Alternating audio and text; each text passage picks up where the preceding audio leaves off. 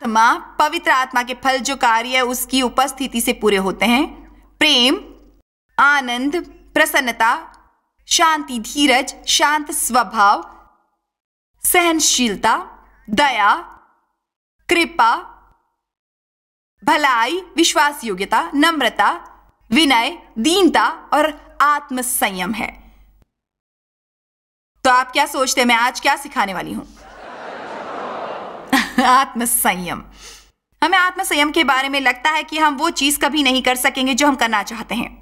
कृपया इसे अभी समझ लीजिए। जब मैं आत्मसंयम के बारे में कहती हूं तो इसका मतलब ये नहीं कि आप कभी मीठा नहीं खा सकते, आप कभी वो नहीं कर सकते जो आप करना चाहते हैं, या आप कभी वो हंसी मजाक नहीं कर सकते। लेकिन ऐसा भी नहीं है कि आप अपने जीवन में हर दिन जो चाहे वो खाएं, जो चाहे वो खरीदे, जो चाहे वो सोचे, जो कहना चाहे वो कहें और एक सफल जीवन की अपेक्षा करें।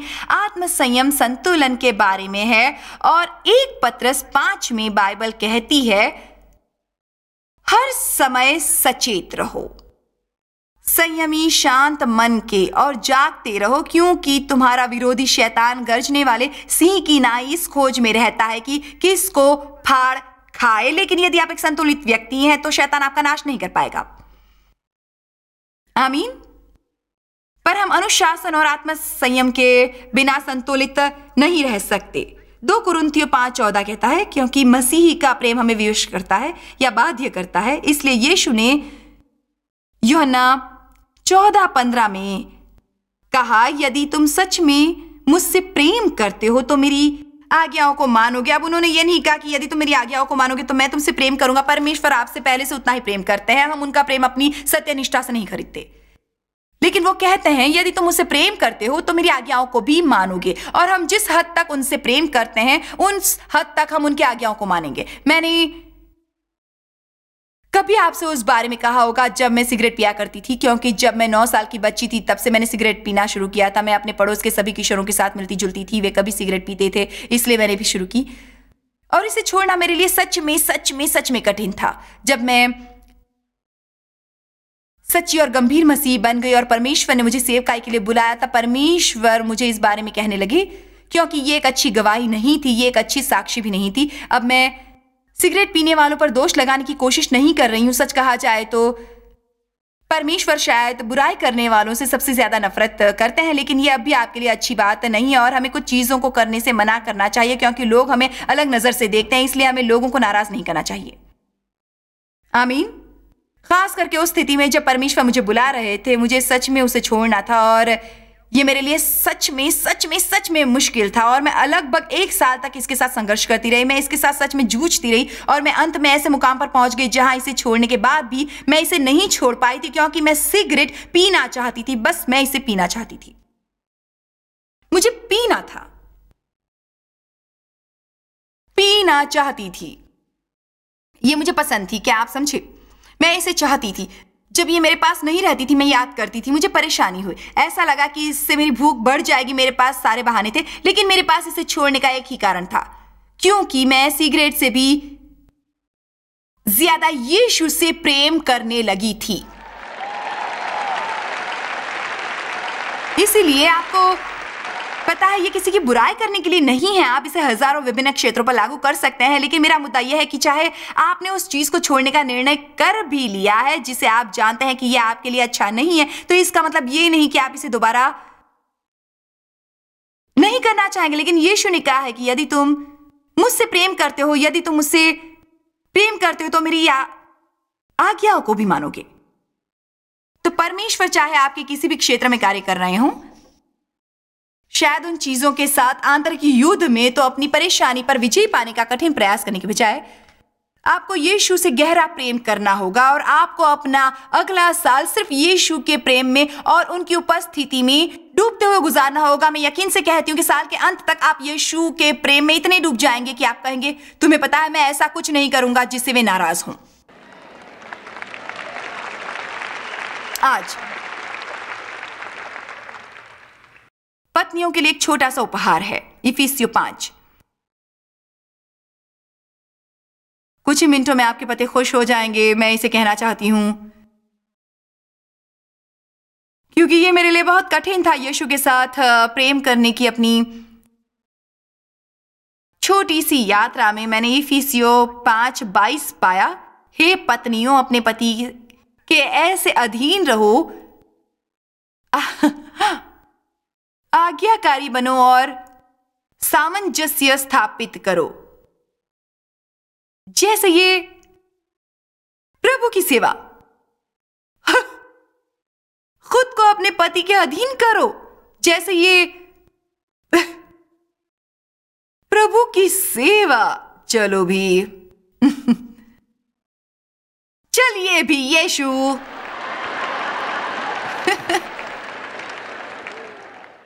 हे प्रभु, ये मेरे लिए बहुत कठिन है। ये सीखने की कोशिश करना कि बहस मत करो और कुछ भी कहने की कोशिश मत करो। और अंत में मैं इस मुकाम तक गई जहां मैं ये कह सकती थी, हाँ प्रिय, लेकिन इसमें एक तरह का व्यंग था, है ना प्रिय?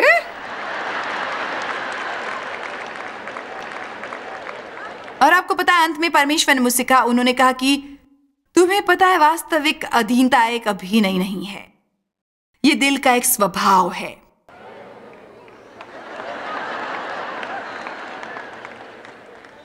मैं अपने पति से प्रेम करती हूँ, और जब कभी आप पति के अधीन होंगी तो अधीन होने के लिए वो सबसे महान व्यक्ति होगा, क्योंकि वो महान है। लेकिन मैं आपसे सच कहती हूँ कि मैं अपनी देह पर पर्याप्त नियंत्रण रख सकती हूँ, क्योंकि मैं यीशु से प्रेम करती हूँ, क्योंकि मैंने वचन में देखा था। ऐसा करने के लिए उन्होंने पूछा, क्या तुम इसे मेरे लिए करोगे?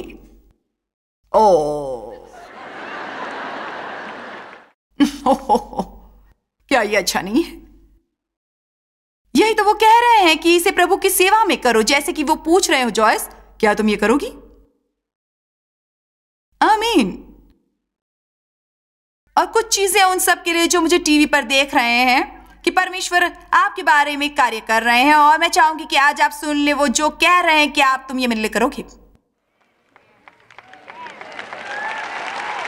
क्या तुम इसे मेरे लिए करोगे? ये हमें दूसरे स्तर पर पहुंचा देगा, है ना? बिल्कुल भी। हाँ, क्या आप उन लोगों को क्षमा करेंगे जो उनके बारे में बुरा बोलना बंद करेंगे, जिन्होंने आपका दिल दुखाया है? क्या आप ये करेंगे? क्यों? इसलिए क्योंकि उन्होंने आपसे कहा है। मुझे नहीं लगता कि परमेश्वर की आज्ञा मानने के लिए हमारे पास 50 कारण होने चाहिए। हमें पर्याप्त रूप से प्रभु से प्रेम करना होगा ताकि हम खुद को बाध्य कर सके, क्योंकि परमेश्वर का प्रेम हमें विवश करता है। सच में आज सुबह मैंने ऐसा कहने के लिए नहीं सोचा था, लेकिन मुझे ऐसा लगा कि परमेश्वर आपसे इस वचन के बारे में थोड़ा बात करना चाहते हैं, क्योंकि अय्यूब ने कहा था कि मैं तेरे वचन से इतना भर गया हूं कि मुझे लगता है कि मैं फट जाऊंगा, लेकिन मेरे अंदर की आत्मा ने मुझे विवश कर दिया। ये मुझे अच्छा लगा। कभी कभी मैं किसी से ये नहीं कहना चाहती हूं, ऐसा क्यों है? चलो भी, आप इतना भक्तिमय नहीं हो पाएंगे कि आप उससे उभर न पाएं। आप हर परीक्षाओं से छुटकारा नहीं पा सकते। परीक्षाएं तो आती हैं, लेकिन बाइबल कहती है प्रार्थना करो कि तुम परीक्षा में मत पड़ो। ये ऐसा कभी नहीं कहती कि प्रार्थना करो कि तुम पर परीक्षा कभी ना आए, बल्कि ये कहती है कि तुम परीक्षा में मत पड़ो। जब आप परीक्षा में पड़ेंगे तभी तो हमारा आत्मा स्वयं बाहर आएगा, और तभी हम कहेंगे कि नहीं, मैं ऐसा नहीं करूंगा। और आप जितनी जल्दी सही निर्णय लेंगे, उतना ही आपको इसे करना आसान होगा। मैं अभी लोगों को बताना चाहती हूं, पर फर्क इतना ही है कि अब मैं इसे नहीं बताती। नीति वचन अध्याय 6 वचन 2 और नीति वचन भरा हुआ है मुंह से संबंधित वचनों से। मैं उन वचनों को पढ़ती हूँ नीति वचन में, या हर कहीं जो मुंह से संबंधित है, और या यहाँ मार्जिन में म लिखती हूँ और इसमें ऊपर एक गोला बनाती हूँ। तो मेरा एक दिन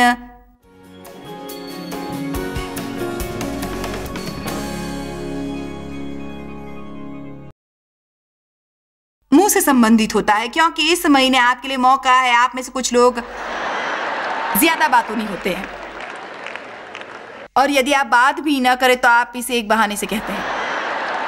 खैर, आप तो जानते हैं ये महीना है मेरे लिए, इसलिए जब मुझे मुंह से संबंधित बातें सीखनी होती है तो मैं यहाँ मार्जिन्स पर आ पहुंचती हूँ। मुंह मुंह मुंह मुंह मुंह मुंह मुंह लिखती हूँ। इसलिए नीति वचन 6:2, तो तू अपने ही मुंह के वचनों से फंसा और अपने ही मुंह की बातों से पकड़ा गया। आप में से कितने लोग जानते हैं कि किसी और चीज की बजाय आपका मुंह आपको ज्यादा परेशानी में डाल देता है? यहीं पर आपको आत्मसंयम रखना है। आप जैसा चाहे वैसा कह सकते हैं, दोस्ती रख सकते हैं। आप जो चाहे वैसा हमेशा नौकरी में नहीं बने रह सकते। नीति वचन 6:8, दाऊद ने बहुत पहले से कह दिया था कि वे क्या करेंगे। उन्होंने कहा था, सुनो, क्योंकि मैं उत्तम और श्रेष्ठ बातें कहूंगी और जब मुंह खोलूंगी तब उससे सीधी बात निकलेगी, क्योंकि मुझसे सच्चाई की बातों का वर्णन होगा और दुराचार मेरे होठों के लिए घिनौनी और निंदनीय है।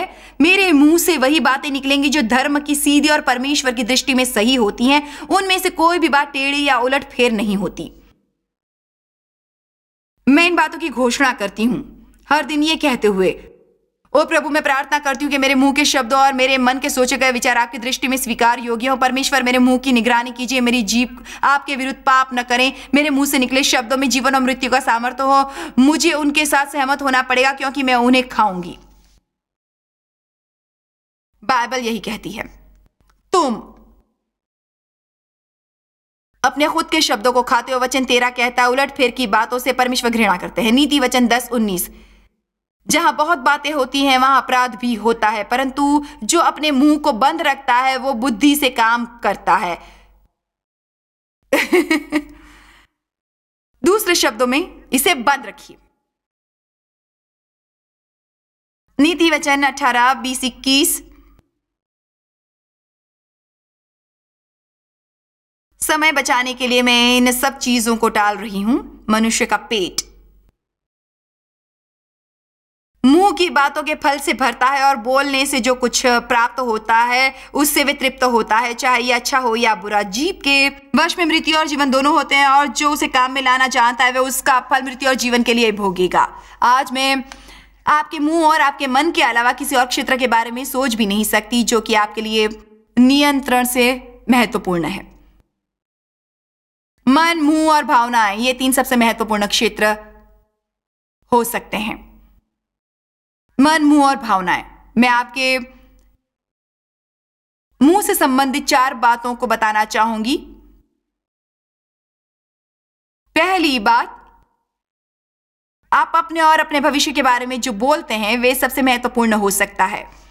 आपको जिस प्रकार के शब्द कहने हैं वो और बातचीत करनी है उसमें आत्मसंयम होना जरूरी है। आप कभी भी अपने बारे में बुरी बातें मत बोलिए। कभी भी बुरी बातें मत बोलिए। कभी कभी कभी कभी मत कहिए बुरी, नकारात्मक, निंदनीय और नीच बातें अपने बारे में। कभी अपने बारे में असभ्य बातें मत कहिए। ऐसा कभी कभी कभी कभी कभी कभी कभी कभी कभी मत कहिए। मत कहिए कि मैं मूर्ख हूं, मैं कभी भी सही चीजें नहीं कर सकता, मैं बहुत मोटी हूं, मैं बहुत बदसूरत हूं, मैं ये हूं, मैं वो हूं, मैं कुछ और हूं, ये हूं, ये हूं, वो हूं। आप में से कितने लोग खुद के बारे में बुरी बातें बोलते हैं?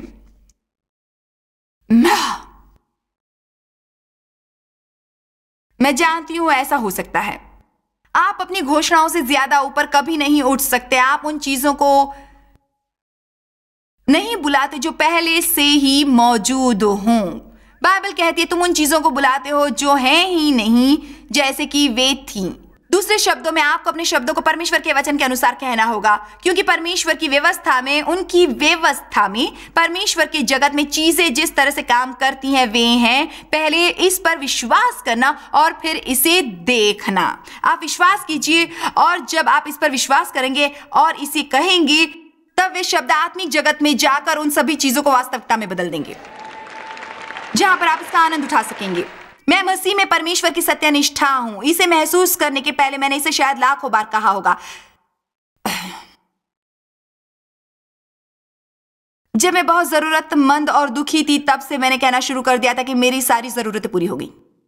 मैंने शुरू कर दिया था, मैंने लोगों से प्रेम किया और सभी लोगों ने मुझसे प्रेम किया, जबकि मैं उन्हें चाहती भी नहीं थी और उन्होंने मेरी परवाह भी नहीं की थी। मेरे ऐसा करने के बहुत पहले मैंने ये कहना शुरू कर दिया था कि मैं एक आज्ञाकारी पत्नी हूं। चलो भी, अपने मुंह को परमेश्वर के वचन के अनुरूप कीजिए। अपने और अपने भविष्य के बारे में तुच्छ बातें बोलना बंद कीजिए। मैं आपसे कुछ कहना चाहती हूँ, यदि आपने 500 मील की यात्रा की है और आप में से जिन्होंने हाथ ऊपर करके ये माना कि आपने अपने बारे में बुरी बातें कही हैं, पर जब आप एक छोटा सा बदलाव लाएंगे तब आप इस फल से इतना खुश हो जाएंगे जो आपने कभी सोचा भी नहीं होगा कि आप एक ऐसा फल पा सकते हैं। बस इतना ही। आप बेहतर महसूस करेंगे, आप ज्यादा खुश होंगे। आप कौन होते हैं उसका निरादर करने वाले जिसे परमेश्वर ने बनाया है। आमीन। और मुझे उन सब के बारे में पता है। आप जानते हैं कि मुझे अपनी चीजें पसंद नहीं थी, मुझे अपनी आवाज पसंद नहीं थी, आप जानते हैं ये या कुछ और, पर आप शांत बने रहिए। मुझे अपनी आवाज के साथ समझौता करना पड़ा। जब मैं किसी से फोन पर बात करती थी तो वो मुझे यस सर कहते थे। मैं जिस होटल में रुकती थी मुझे कॉल करके नाश्ता मंगाना अच्छा नहीं लगता था क्योंकि मुझे वो श्रीमान मेयर कहते थे। पिछले कई सालों में ऐसा हुआ। मैं किसी दूसरे शहर में थी और मैंने फेशियल करने के लिए एक स्पा को फोन किया तो उन्होंने पूछा क्या मेरे चेहरे पर बाल हैं। मैंने कहा हाँ बिल्कुल भवें हैं। और मैंने सोचा हाँ मेरी भवें हैं, पलके हैं, इसलिए मैंने कहा हाँ मेरा मतलब मेरी भौएं और पलके हैं। उन्होंने कहा नहीं कि आपकी दाढ़ी मूंछ है। मैंने कहा बिल्कुल भी नहीं। नहीं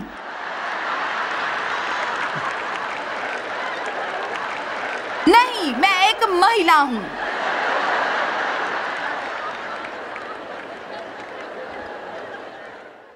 लेकिन मैंने कभी दोबारा ये नहीं कहा कि मुझे अपनी आवाज अच्छी नहीं लगती। जानते हैं क्यों? क्योंकि इसे दुनिया भर में प्रसारित करके परमेश्वर खुश हैं।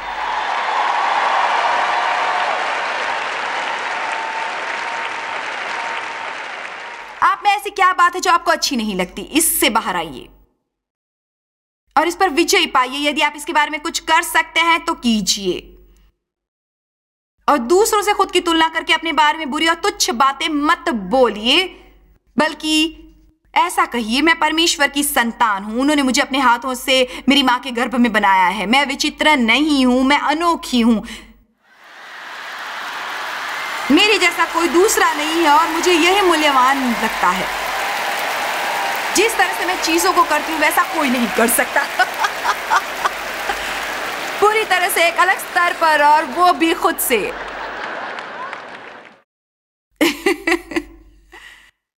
दूसरी बात जो मैं आज आपको बताना चाहती हूं वो है आप परमेश्वर के बारे में क्या बोलते हैं। मलाकी में सबसे सुंदर वचन है। यह कहता है कि जो परमेश्वर का भय रखते हैं वे अक्सर उसके नाम की महिमा करते हैं और वे उनकी बातचीत को अपनी यादों की पुस्तक में दर्ज करते हैं। माय गुडनेस, आप परमेश्वर के बारे में क्या बोलते हैं? आपको कहना चाहिए परमेश्वर विश्वास योग्य है, परमेश्वर मेरे लिए बहुत भले हैं, परमेश्वर मेरे जीवन में एक के बाद एक चीजें कभी नहीं करती, उन्होंने वो पहले से कर दी हैं, बहुत बहुत बहुत पहले। हम में बुरी प्रवृत्ति कैसे आ सकती है यदि परमेश्वर वो न करे जो हम उनसे करवाना चाहते हैं, जबकि वे चाहते हैं कि उन्हें हम ही करें। चलो भी, यदि हमें कभी कुछ और नहीं भी मिला तब भी हम नरक में नहीं जाने वाले। हालेलुया। इसीलिए हमें परमेश्वर के बारे में बोलने में सावधान रहना चाहिए। हमें कहना चाहिए कि वे भले हैं, मैं उनसे प्रेम करती हूँ, मैं उनकी स्तुति करती हूँ, मुझे परमेश्वर में कोई गलती नजर नहीं आती। मेरे जीवन में जो भी गलत है वो मैं हूं, ना कि आप। परमेश्वर के बारे में कहने के प्रति सावधान रहिए। बाइबल कहती है कि प्रेम लोगों को ढक देता है। मैं आपसे एक प्रश्न पूछना चाहती हूं, क्या आप लोगों की गलतियों को प्रकट करते हैं या जो आप जानते हैं उन्हें ढकना पसंद करते हैं? तुमको नहीं पता कि मेरी और जेन ने क्या किया। अब मुझे पता है, इस बारे में कुछ पता है।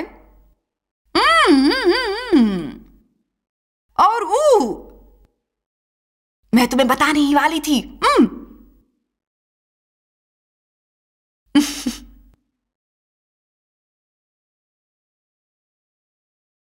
मुझे एक बात पता है, लेकिन मैंने इसे किसी को कभी नहीं बताया क्योंकि मैं आत्मसंयमी हूं और मुझे पता है कि यदि मैं इसे बता दूंगी तो मैं परमेश्वर को अच्छा महसूस नहीं करवाऊंगी, लेकिन यह वैसा नहीं है। पर अब ये समय है उन चीजों से निपटने का, लेकिन ये वैसा नहीं है। शायद ये कुछ ऐसा था जिसे मैंने खुद ही किया हो मेरे जीवन में किसी समय। बस हम आपको बताना ही चाहते थे। इसे कहो, इसे कहो। उत्पत्ति 9 में नूह और उसके परिवार के नाव से उतरने के बाद उन्होंने किसानी की और दाख उगी, उसने शराब पी। बाइबल कहती है कि वो तंबू में नंगा हो गया। ये उत्पत्ति 9 में है, आप थोड़ी देर बाद इसे खुद ही पढ़ सकते हैं। उत्पत्ति 9, उसका एक बेटा अंदर आया और उसने देखा, बाहर दौड़ा और दूसरे भाइयों को बताया। उन दोनों बेटों ने एक कपड़ा लिया और उल्टा चलकर आए और अपने पिता के नंगेपन को ढक दिया। जिस बेटे ने अपने पिता के बारे में बताया वो श्राप में जिया, और जिन बेटों ने उसे ढक दिया वे आशीषित आशीषित आशीषित हुए। प्रेम लोगों के पापों को ढकता है। आपको हर जगह ये बताने की जरूरत नहीं, ये कहते हुए कि क्या तुमने सुना। आपको ये बातें नहीं बतानी चाहिए। और कृपया किसी के पास सकारात्मक होने का ढोंग मत कीजिए। ये मत कहिए कि मैं इसलिए बता रहा हूं ताकि आप प्रार्थना करें। ये तो और भी बुरा होगा।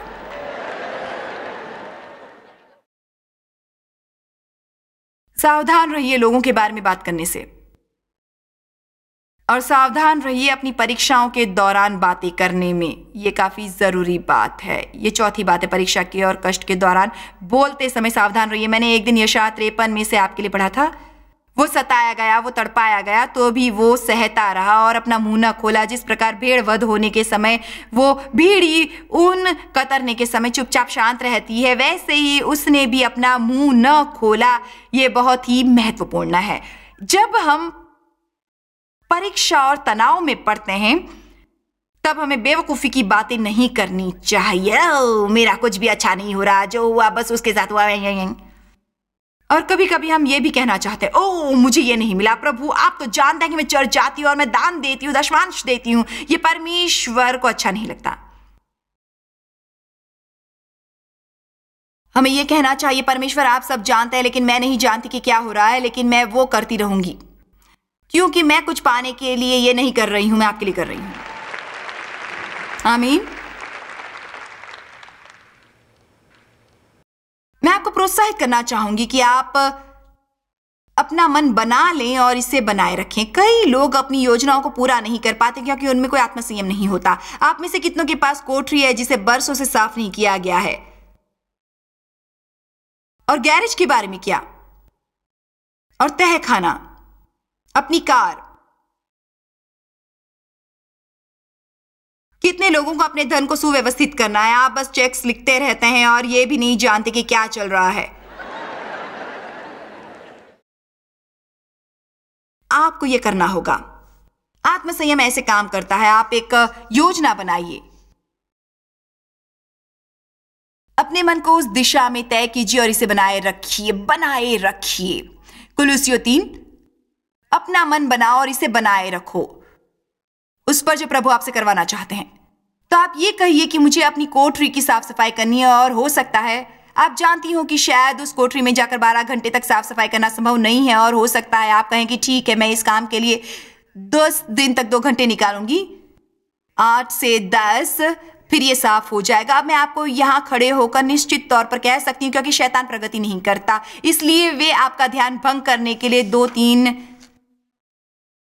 ऐसे विकल्प देगा जो कोठरी की सफाई करने की अपेक्षा ज्यादा अच्छे लगे। इसलिए आपको अपना मन बनाना होगा और इसे बनाए रखना होगा। आपको आज से ही किसी चीज के लिए अपना मन बनाना होगा। आपको अपना मन बनाना होगा कि आपको उन गड़बड़ी के बीच नहीं रहना है जो इतनी अव्यवस्थित हो कि आपको आधे समय तक पता ही न चले कि क्या हो रहा है। आप अपने मन में तय कर लीजिए कि आप अपने बच्चों को अनुशासित करेंगे, कि आप उन चीजों की देखभाल करेंगे जिसे परमेश्वर ने आपको दिया है। अपना मन बना लीजिए कि आप जो भी काम करेंगे उसे या तो सही ढंग से करेंगे या फिर बिल्कुल भी नहीं करेंगे। मन बना कर रखिए। आमीन।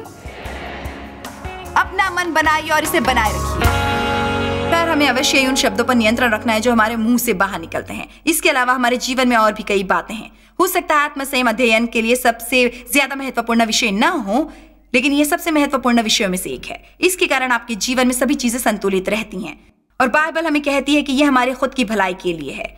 नीति वचन 25:28 कहता है, मैं आत्मसंयम से कार्य करता हूं और अपनी आत्मा को बेलगाम होने नहीं देता। मैं ऐसा शहर बनने से इनकार करता हूं जिसकी शहर पनाह तोड़ दी गई हो। आत्मसंयम और अनुशासन मेरे जीवन में सुरक्षा लाते हैं। मुझे ये पसंद है।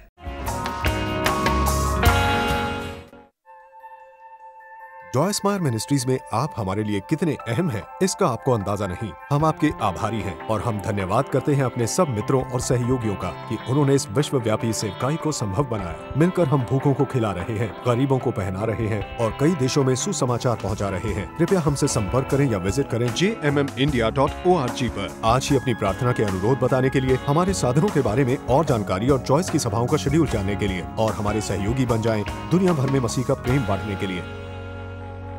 ये कार्यक्रम जॉय स्मायर मिनिस्ट्री के मित्रों और पार्टनर्स द्वारा